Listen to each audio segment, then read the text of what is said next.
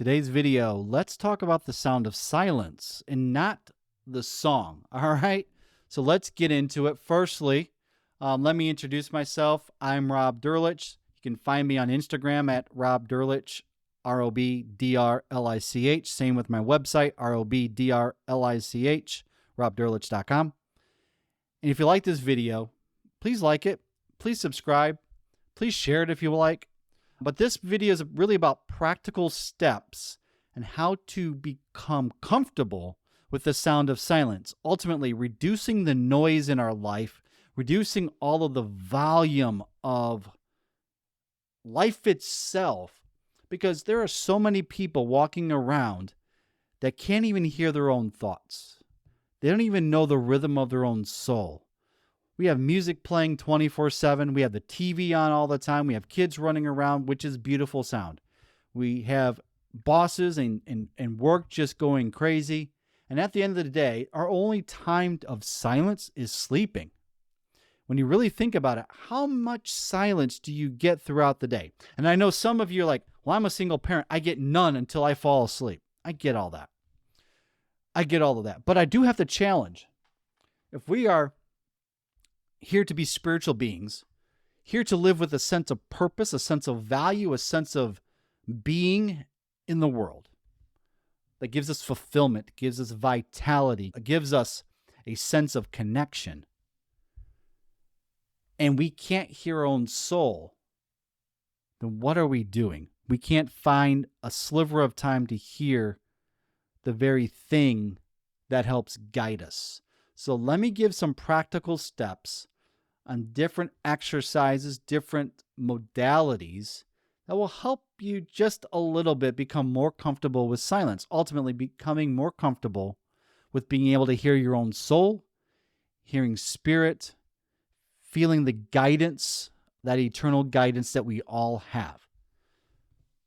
One of my favorite things to do in life is to, when I go on a road trip and I'm by myself, I don't turn on the radio.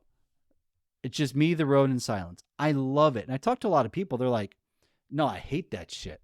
No way am I going to drive. I got to have the radio on. So I challenge that a little because I know a few people that it's 24/7 with something playing. And a lot of time, that's just how we grew up. We have to have noise. But I challenge, if we're not able to hear our own soul, how do we feel guided in the world? How do we find our own sense of wisdom, our own sense of purpose that's unique to us?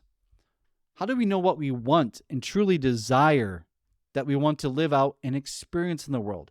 If we're not able to hear our own soul, hear our own thoughts, be able to process the deeper parts of who we are, how are we even possibly living other than just surviving from one input to the next to the next?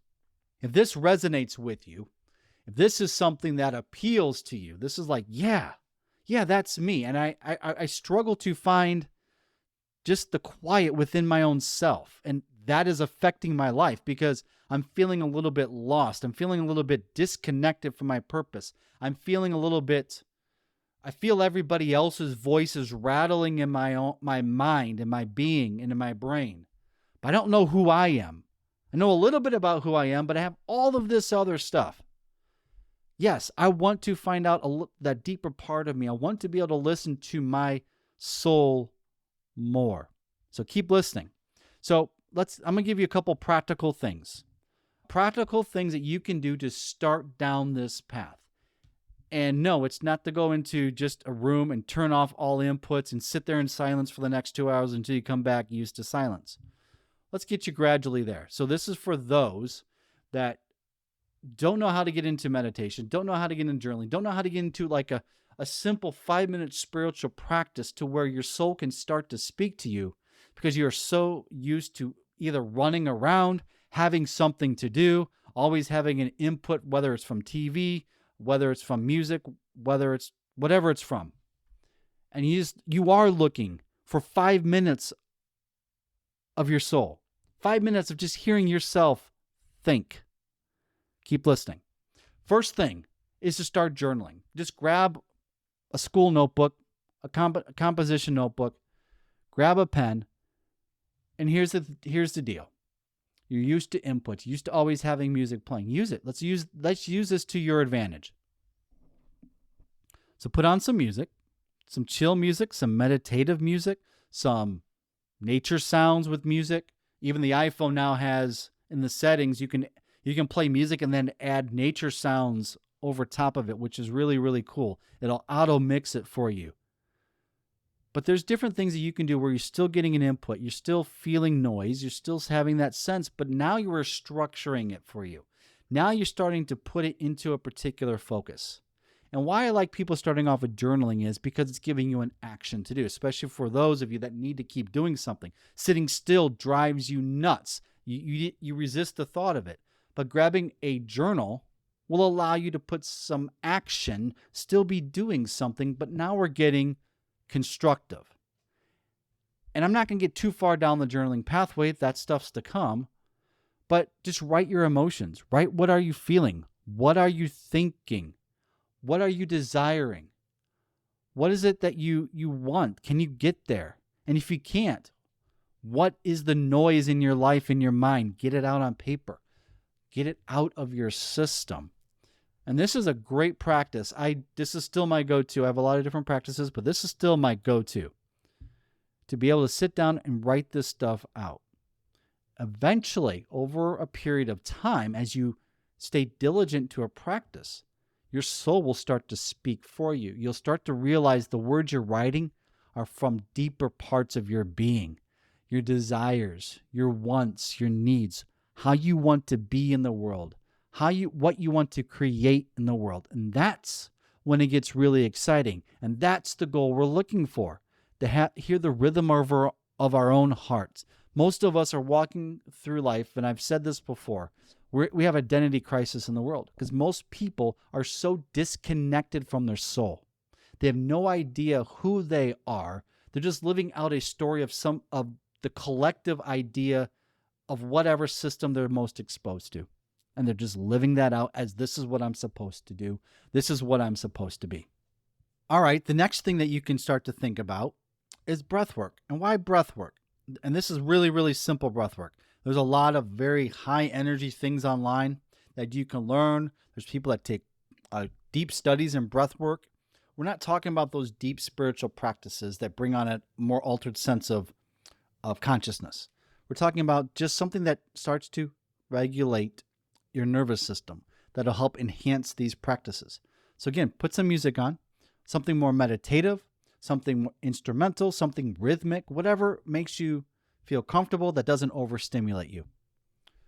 And there's two ways you can go about this, whatever you feel is best. Box breathing, which is count to 4, breathe in, hold for 4, breathe out for 4, hold for 4, in, hold, out, hold, and just go in that pattern, that same count, and just get you into a rhythm. Your breath is the best way to start regulating your nervous system. It starts centering your being. It starts quieting the racing thoughts in your mind. Won't do it completely, but it'll start to settle. The more you practice it, the more success you will have. And now you can enter the journaling or some of these other practices, or just do that. You need 2 minutes in the car before you go back in the chaotic house with the kids. Just do a quick set of one of these 2 breathing exercises. The next thing you can do is meditation. And some of you can like, no, I'm not sitting still and meditating and thinking about my thoughts or trying to force my thoughts away. This is also, again, all of these are designed to be entry-level practices just to help your soul start to have a voice. Really, your soul has a voice. It's always communicating. The question is, can you hear it? So meditation, again, put some music in, and we're using the inputs to structure, and we're using it intentionally, not to work towards where we can start being comfortable in silence, if that's our goal. Put on some music, and just start to listen to your breath, listen to the music with intentionality, and listen to the thoughts that do come up. At first, they will be racing. Let them race. Let them race. Let them race. And maybe start off with a couple minutes and then start to grow it a minute at a time. Use a timer if you need to and slowly work into it. We don't have to overcomplicate meditation. There's a lot of different modalities of meditation. This is just very simple. Just finding a quiet place, slow down our breathing, listen to some non-stimulating music, and over time, watch some thoughts start to come up that have a little bit more nuggets of wisdom to it, have a little bit more meat to it than the racing thoughts we're used to having. That's what meditation can allow you to get to. Again, allowing your soul to speak. Okay, so we've worked through journaling, breath work, which we can use as the start of any of these practices or as solo meditation. Now, here's one of my favorites. I don't do it very often, but when I do it, it is very impactful. This one requires a little bit more time. This is not meant to be a 2, 3, 4, 5-minute practice. I would start at 10 minutes, 15 minutes, work your way to 20 minutes, and then maybe 40 minutes. But this is what I call soaking, something that I've kind of developed over the years.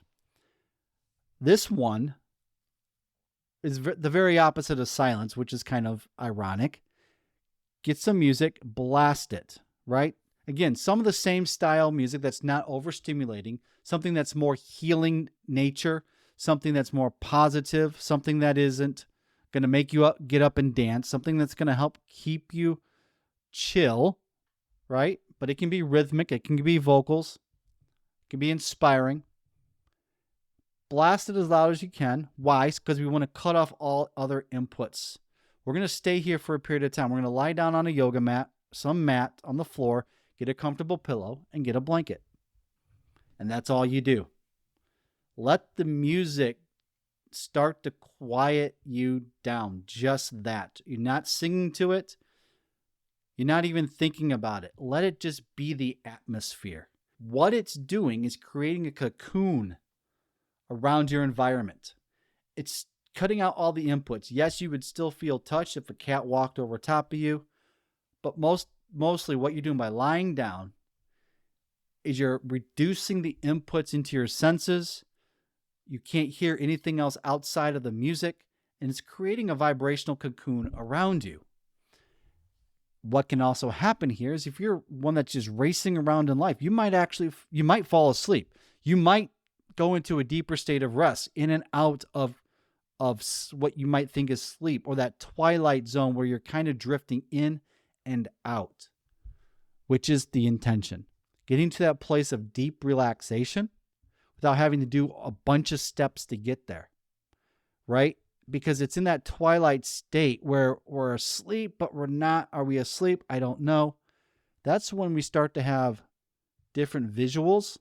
Our soul starts to speak its energetic language. Spirit starts to speak its energetic language. Have a journal nearby. Now we're going back to journaling because you might wake up or come out of it in 30 minutes and go, whoa, I'm feeling this. I'm sensing this. I may want to do this. This is an idea that I have. Because you're now taking a chunk of time for yourself. In this world, it's so easy to just race around for everybody else and never center in on our own being. This is one of my favorites, is the soaking. Now, maybe after a while of doing these different exercises and exploring that and modifying it to your own needs and own desires for it, whatever works for you. Again, feel free to play with it all. Now maybe we can go to a place of silence. And this, I would put on some noise-canceling headphones. Something over the ear, preferably, or AirPods. They have great noise-canceling headphones and settings for that. But whatever you have, get as much of the sound out as possible. Now practice sitting in that silence. And it might start off back at like 1 minute and you're already like, that's enough. But start stretching that time. How long can you sit there for? How long can you listen to your breath? Nothing else.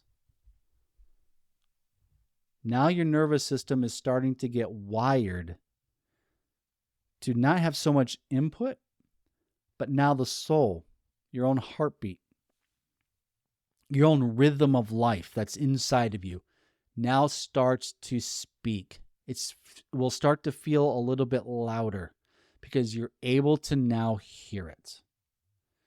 The sound of silence. I think it's really important for men to sit with their own thoughts.